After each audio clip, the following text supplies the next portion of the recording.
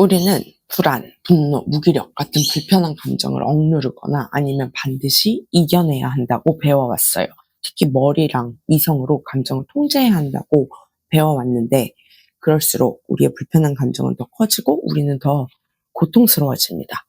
그래서 이제는 나를 탓하거나 고치려고 애쓰기보다 내 몸을 이해해 봅시다. 오늘 이 영상에서는 폴리베이걸 이론을 전체적으로 정리하고 실제 삶 속에서 적용할 수 있도록 도와드리겠습니다. 단순히 대처 기법만 알려드리는 것이 아니라 우리의 신경계가 어떻게 변화하는지 지도를 그리듯이 살펴보고 모니터링 하면서 각 상태를 이해하고 몸에 기반한 안정감을 키워나가는 방법을 함께 나눌 것입니다. 그 과정에서 우리 신경계와 건강한 관계를 맺는 법도 함께 얘기해 보겠습니다. 오늘 폴리바이갈 이론을 바탕으로 한 신경계와 마음의 관계 시리즈를 마무리하며 드리고 싶은 핵심 메시지는 이것입니다. 우리는 어떤 상황에서도 신경계를 돌보는 일을 최우선으로 해야 합니다. 그래야 인간관계든 일이나 하고 싶은 일이든 내 삶 전반의 관계가 더 편안해집니다. 불완전하고 뜻대로 되지 않는 세상 속에서 마음대로 되지 않는 내 마음, 나를 불편하게 하는 생각과 감정, 몸 상태와 편안해질 수 있어야 관계든 일이든 원하는 일을 할 힘이 생깁니다. 저는 매일 아침 일어났을 때 저한테 이렇게 얘기해요. 오늘도 내 신경계를 잘 돌봐줘야지. 사회와 문화가 가르쳐온 이 생각과 이성으로 모든 걸 통제하는 걸 탑다운 방식이라고 하는데, 여기서 벗어나서 몸에서 오는 신호를 듣고 거기에 반응하는 바텀업 방식을 연습하면서 균형을 맞추는 것이 굉장히 도움이 됩니다. 이런 새로운 접근법이 우리에겐 필요한 것 같고, 이 시리즈가 바로 그 여정을 위한 것이었습니다. 챕터 1, 모니터링의 중요성. 우리의 신경계는 하루에도 수십 번씩 상태를 바꿉니다. 그런데 오랫동안 불안에 시달리면 나는 항상 불안한 사람이다 착각하기 쉽고, 그러면 더 위험하게 느껴집니다. 늘 불안하니 내가 안전하지 않다고 느끼게 되는 거죠. 그런데 하루에도 여러 번 편안한 상태, 예민한 상태, 무기력한 상태를 우리가 오가며 반응한다는 것을 관찰하고 알아차리면, 아, 내가 항상 불안한 것도 아니고 항상 무기력한 것도 아니구나, 이렇게 깨닫게 되면서 안전감이 생기게 됩니다. 예를 들어 운전하다가 차가 갑자기 앞에서 끼어들면 교감신경계가 활성화돼서 몸과 마음이 긴장하고 바로 브레이크를 밟게 되죠. 누군가 내 경계를 침범하는 말이나 행동을 하며 화가 날 수도 있죠. 또 하루를 보내다 보면 피곤해서 힘이 빠질 수도 있습니다.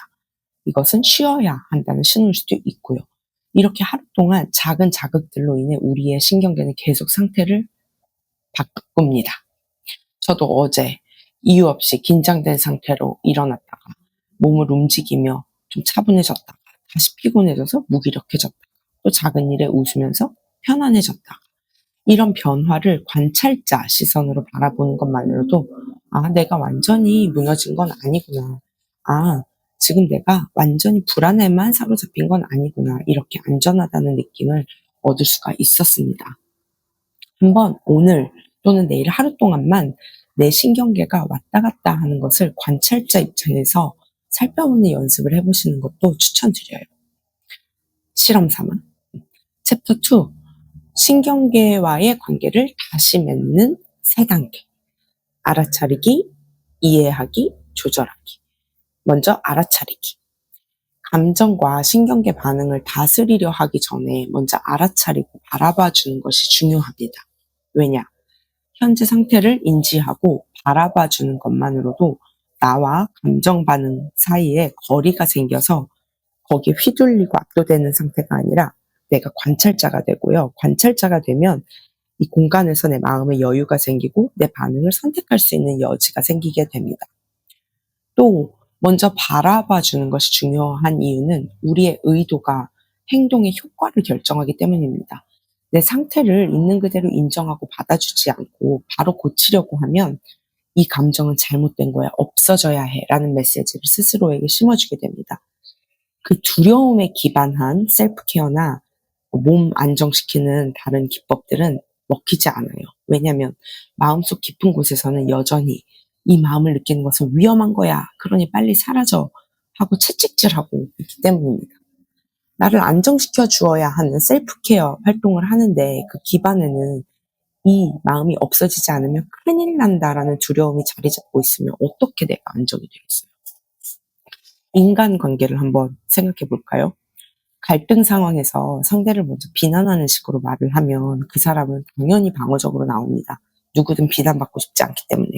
하지만 제가 네 마음이 어떤 건지 알고 싶어. 너가 왜 그렇게 행동을 했는지 나는 듣고 싶다. 하고 궁금해하고 들어주면 상대방의 방어적인 태도, 방어벽이 낮아지고 대화할 공간이 생깁니다. 우리 마음과의 관계도 똑같습니다. 그래서 먼저 바라봐 주기. 스스로에게 이런 질문들을 해보세요. 지금 나는 어떤 상태에 있지? 아, 오늘 나는 이런 느낌이구나. 이렇게 인정해주고 또 이렇게 말해보세요.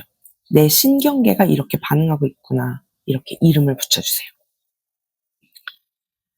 다음, 이해하기 단계에서는 어떤 상황이 어떤 자극이 나를 이렇게 만들었을까를 한번 물어봅니다. 이때 중요한 건 순수한 궁금증과 나를 아껴주고 싶은 마음을 가지고 돌보는 목소리로 질문을 하는 거예요. 또 왜 그래? 너 왜 그런데? 이런 다급한 자책하는, 채찍질하는 목소리가 아니라 궁금함과 따뜻함으로 미라야, 나는 너를 아끼고 돌봐주려고 여기 있는데 너 지금 왜 이런 느낌을 받니? 너를 더 이해하고 싶어. 약간 이런 느낌? 앞에서 얘기한 내 신경계가 왔다 갔다 하는 것을 모니터링하는 연습을 하실 때 또는 해보신 후에 나를 과각성 상태 아니면 무기력 상태, 편안한 상태로 가게 하는 특정 공통된 자극들이 있나도 한번 같이 관찰해 보세요. 관찰자 마인드로. 물론 실제 위협 상황, 차가 갑자기 내 앞에 껴들었다. 누가 나를 신체적으로 해치려고 했다. 이런 인간적으로 누구나 공통적으로 위험하다라고 느끼는 상황에도 내 신경계는 반응하지만 지금 이야기하고 싶은 것은 개인적으로 특히 더 나의 신경계를 자극하는 아니면 무기력하게 다운시키는 자극들, 상황 특징, 사람들 특징이 있나 한번 나를 공부해 보세요. 기자가 취재하듯이 연구자가 자료를 모으듯이 관찰해 보세요. 저는 일이 약간 뜻대로 안 되면 불안이 올라오고 제 자유가 침범되거나 누구한테 구속된다는 느낌을 받으면 막 화가 나고 몸이 피곤하거나 외로우면 무기력이 찾아온다는 것을 압니다. 이런 패턴을 알면 자극은 여전히 받더라도 그 강도가 좀 약해지고 압도당하지 않게 됩니다. 이렇게 이해가 잘 되는 날도 있고 내가 왜 이런지 이해가 잘 안 되는 날도 있어요. 이해가 안 되는 날은 괜찮아요. 원인을 찾으려고 끙끙대기보다는 이유는 모르겠지만 그냥 내가 지금 이 상태에서 나를 어떻게 도와주고 돌봐줄 수 있을까라는 다음 단계로 넘어가시면 됩니다. 그래서 세 번째, 나를 돌봐주는 조절하는 단계. 이때는 내 상태에 맞는 도구를 씁니다. 앞의 세 비디오에서 이미 불안, 분노, 우울감 상태에 각각 쓸 수 있는 몇 가지 심리적 도구들을 설명했는데 여기서는 추가로 더 생각난 도구들을 나눌게요. 신경계가 어떤 의미로든 자극이 되어서 평안한 상태가 무너질 때 우리는 뭔가 내가 이 상황을 바꿔야 될 것 같은 그런 다급함이 느껴지게 됩니다. 도망가거나 싸워야 될 것 같은 행동을 취해야 될 것 같은 다급함일 수도 있고 아니면 이성으로 다 내 상태 컨트롤해야 하는데 그게 안 되니 거기서 오는 무력감에 빠질 수도 있고 공통점은 그럴 때 우리는 이성으로 머리로 우리가 모든 거를 통제해야 한다는 생각에 사로잡히게 돼서 그래요. 즉 이성으로 내가 모든 거를 컨트롤하지 않으면 내가 지금 위험해질 수 있다. 아니면 이미 위험해졌다. 이런 느낌이죠. 이거를 영어로 표현하면 up and out 모드예요. up, 머리로 주의가 가고 out, 밖으로 액션을 취해야 하는 그렇게 해야 될 것 같은 상태. 그럴 때는 반대로 down and in, 아래 배로 그리고 몸으로 들어오는 호흡으로 주의 바꾸기가 도움이 될 수 있습니다. 그게 바로 복식 호흡이죠. 근데 이렇게 하다가도 다시 걱정, 계획하기 모드로 돌아가게 돼요. 위로, up and out으로. 그러면 그럴 때는 망했다, 이거 안 먹힌다 하고 좌절하지 마시고 내가 지금 또 인간이라서 걱정, 계획, 수행 모드에 자꾸 사로잡히게 되는구나. 그 모습 그냥 알아차려 주시고 간단한 말로 거기에 이름을 붙여주세요. 생각 모드. 이렇게 라벨링 한 뒤에 다시 의도적으로 호흡으로 돌아옵니다.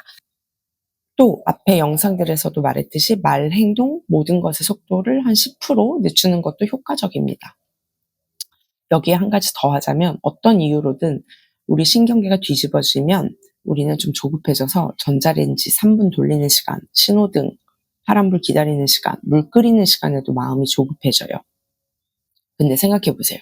내가 아무리 조급하다고 해서 전자레인지 돌아가는 3분을 0.3초로 줄일 수 있는 그런 초능력이 우리에게는 없습니다. 뭘 먹으려면 전자레인지 3분 기다려야 되고 신호등 파란불도 내가 가서 바로 못 바꿔요. 어쩔 수 없이 기다려야 되는 순간이에요. 이 순간들을 짜증난다? 나 바빠 죽겠는데 이렇게 생각하기보다는 기회다. 내가 어쩔 수 없는, 아무것도 할 수 없는 이 짧은 순간 내 신경계를 쉬게 해줄 수 있는 기회다라고 생각을 하고 그 순간 잠시 숨 고르고 아무것도 안 해보고 속도를 늦춰보는 기회로 사용해보세요. 무기력할 때는 반대로 에너지를 깨우는 활동이 필요할 때도 있습니다. 어떨 땐 쉬어야 될 때도 있고요. 근데 제가 생각하기에 에너지를 좀 줘야겠다 싶을 때는 저는 1990년대, 2000년대 한국 댄스 음악을 크게 틀어놓고 양치하거나 운전하면서 따라 부릅니다. 춤도 추고요. 자세를 바꾸는 것도 중요합니다. 어깨를 펴고 척추를 세우고 가슴을 열고 배에 힘을 주는 것만으로도 우리의 신경계가 안전하다고 인식합니다. 심리학적 연구로도 증명된 사실이에요. 하버드 대학에서 에이미 커디라는 학자는 파워 포즈를 연구했어요. 그래서 가슴을 펴고 어깨를 벌리고 이렇게 팔을 허리에 두는 당당한 자세를 한 2분만 취해도 놀라운 변화가 나타난다는 걸 밝혀냈습니다. 참가자들을 무작위로 두 그룹에 배정을 했는데 첫 번째는 그 하이 파워 포즈, 가슴 펴고 손을 허리에 올리는 공간을 크게 차지하는 그런 당당한 자세 2분 유지했고요. 두 번째는 로우 파워 포즈 그룹, 어깨를 움츠리고 다리를 모으고 팔을 몸 가까이 두는 수축된 자세를 2분 동안 취하게 했습니다. 참가자들의 자신감과 관련된 호르몬인 테스토스테론은 평균 20% 증가했고 스트레스 호르몬인 코르티솔은 약 25% 감소했습니다. 또 위험을 감수할 용기와 주관적인 자신감 점수도 함께 올라갔습니다. 이처럼 단순한 자세 변화만으로도 우리 뇌와 신경계는 지금 안전하다라는 신호를 받고 심리 상태가 바뀔 수도 있습니다. 다음은 자연스러움을 신뢰하는 연습. 신경계가 평안 상태에서 무너지면 내가 모든 걸 통제해야 한다라는 압박감에 사로잡히게 돼요. 모든 것을 통제해야 한다는 압박에서 자유로워지려면 이미 자연스럽게 일어나고 있는 것에 주의를 기울여 보세요. 제가 개인적으로 그럴 때 쓰는 방법입니다. 숨은 들이마시면 자동으로 내쉬어지고 내쉬면 자동으로 들여 마셔집니다. 제가 노력하지 않아도 이 자연스러운 흐름을 관찰하는 것만으로도 내가 모든 걸 통제하려고 하지 않아도 나의 몸은 나를 자동으로 살아남게 해주는구나. 나는 충분히 안전하다라는 신뢰가 생기게 됩니다. 또 저는 매일 아침에 일기 쓸 때 두 가지 질문을 저한테 합니다. 1. 어제 힘들이지 않았는데 자연스럽게 잘 풀린 일 한 가지. 2. 어제 통제하려고 애쓰다 오히려 힘이 빠진 일 한 가지. 그러면 스스로에게 이런 걸 다시 알려주게 돼요. 내가 힘을 덜 써도 자연스럽게 일이 흐르기도 하고 그리고 이것은 내가 아직 못 놓고 있어서 힘들어하고 있구나. 힘들지 않았는데 자연스럽게 잘 풀렸던 일 한 가지 생각하는 거는 거대하게 뭐 이래서 갑자기 커다란 성취가 왔거나 큰 기회가 찾아왔거나 이런 게 아니고요. 되게 작은 거예요. 좀 힘 빠지는 날 장 보러 갔는데 계산해 주시는 분이 따뜻하게 웃어주시고 오랫동안 연락 안 됐던 친구가 제가 되게 좋아하고 좋은 순간 많이 가졌던 친구였는데 그 친구가 예상치 않게 연락이 와서 대화 나누는 시간도 따뜻했어요. 한 가지 기억하실 점은 제가 지난 3가지 영상과 오늘 영상에서 소개한 방법들은 결코 최종 리스트가 아니라는 것입니다. 우리의 신경계를 돌보는 방법은 무한하고 사람마다 맞는 방식도 다르고 같은 도구라도 매번 효과가 같지는 않습니다. 저는 평소 책 보거나 강의 듣거나 TV, 소셜미디어, 대화 이런 여러 가지를 통해서 제 마음과 몸을 도울 수 있는 마음에 와닿는 아이디어를 발견하면 도구 상자에 모아둡니다. 제 머릿속 도구 상자. 그리고 힘든 순간이 오면 이것저것 시도해보고 그때 그 중에서 가장 잘 맞는 것을 골랐습니다. 그래서 여러분도 일상 속에서 자기만의 도구 상자를 한번 만들어 보는 프로젝트를 해보세요. 따로 시간을 내기보다는 하루 동안 살면서 스쳐 지나가는 말, 행동, 아이디어 중에 마음에 와닿는 것들을 조금씩 모아두는 것부터 시작해보면 어떨까 싶습니다.